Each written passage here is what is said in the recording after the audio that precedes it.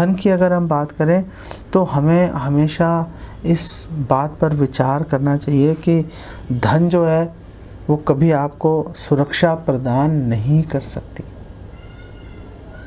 अभी मेरे पीछे एक भक्त से बात हो रही थी अपोलो हॉस्पिटल से। वो कह रहे हैं कि लोग वहाँ पे मिनिमम कोरोना हो गया तो मिनिमम 13-13 लाख रुपए का तो उनका पैकेज है, उसके अलावा कोई और खर्चे हैं वो अलग से हैं। और 13-13 लाख रुपए खर्च के भी लोग बच नहीं रहे, मर रहे हैं। ऐसा नहीं कि आपने 13 लाख खर्च दिए, वहाँ पे ऑक्सीजन है, वेंटिलेटर है, दुनिया भर के एक्सपर्ट डॉक्टर्स हैं तो आपको बचा ही लेंगे, कोई गारंटी नहीं है, वहाँ भी लोग मर रहे हैं।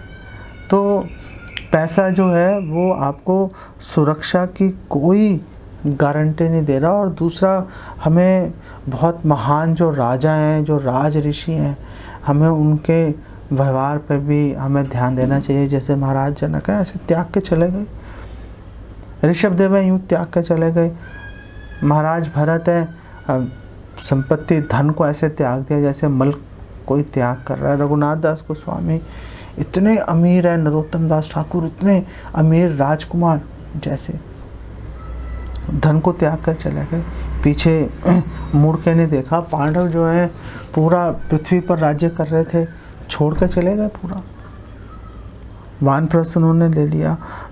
विदुर जी हैं, विदुर जी आप देखो, उनको तो दुर्योधन ने बोला था भैया इनको उठा के बाहर फेंक दो, अपनी सांस समेत बस यहाँ से चले जाए, यही गनीमत समझो बस। और विदुर जी ऐसा नहीं हो क्या होगा, मर गया मैं, कुछ नहीं होता।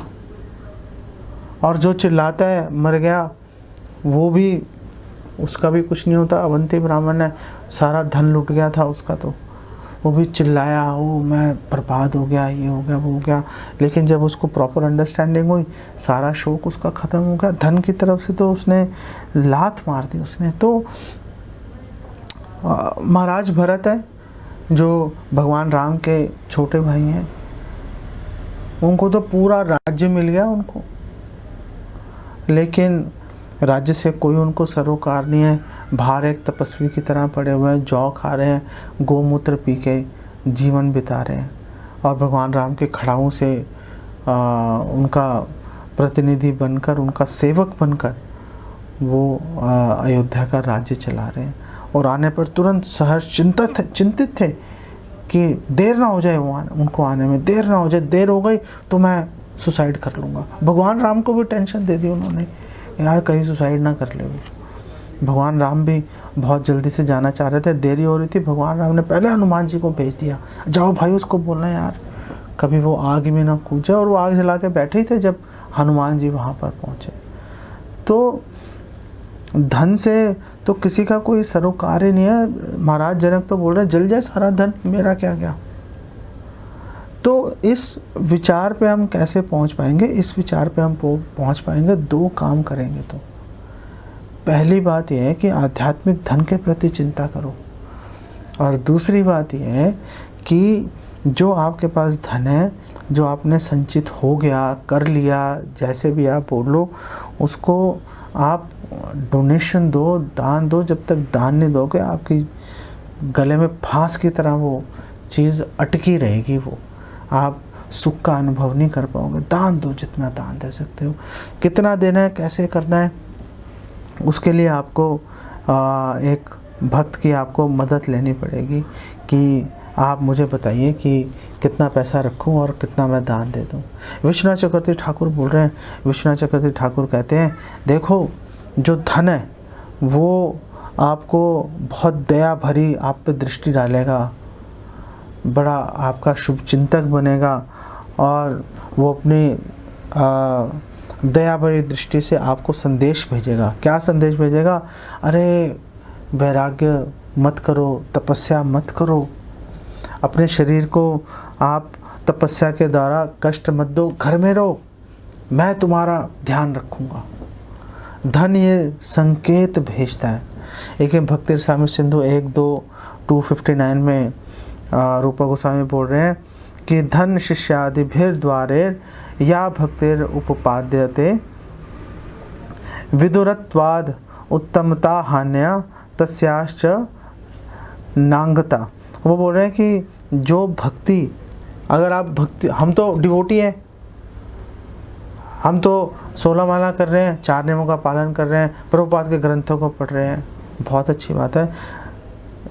रूपा गोस्वामी कह रहे हैं कि आप अगर भक्ति कर रहे हो लेकिन आपकी निर्भरता है अगर धन पे और शिष्यों पे, अगर आप धन और शिष्यों पर निर्भर आप आश्रित हो और अन्य वस्तुओं पर आश्रित हो जो कि उत्तम भक्ति का अंग नहीं है, तो ऐसी जो निर्भरता है, ऐसा जो आश्रितता है, डिपेंडेंस जो है ऐसी, वो शुद्ध भक्ति के स्वभाव को नष्ट कर देती है और ये उत्तम भक्ति से बहुत दूर रहती है, कभी उत्तम भक्ति तक पहुंच नहीं पाएंगे।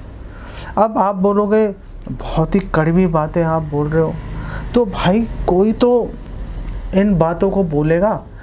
अगर सारे लोग आपको मीठी गोलियां खिलाएंगे तो फिर भव रोग का निवारण कैसे होगा? कोई तो कड़वी गोली खिलाने वाला भी होना चाहिए, कोई तो व्यक्ति ऐसा होना चाहिए, कोई तो डिवोटी ऐसा होना चाहिए जो कि ये नहीं सोचे कि ये मेरे से आकर्षित हो जाएगा, वो ये सोचे कि एटलीस्ट जो प्रॉपर प्योर नॉलेज है एटलीस्ट बोल देता हूँ, अगर किसी ने सुनना होगा, किसी के मन में श्रद्धा होगी, कम से कम कोई तो एक आधा कोई तो व्यक्ति सुन लेगा।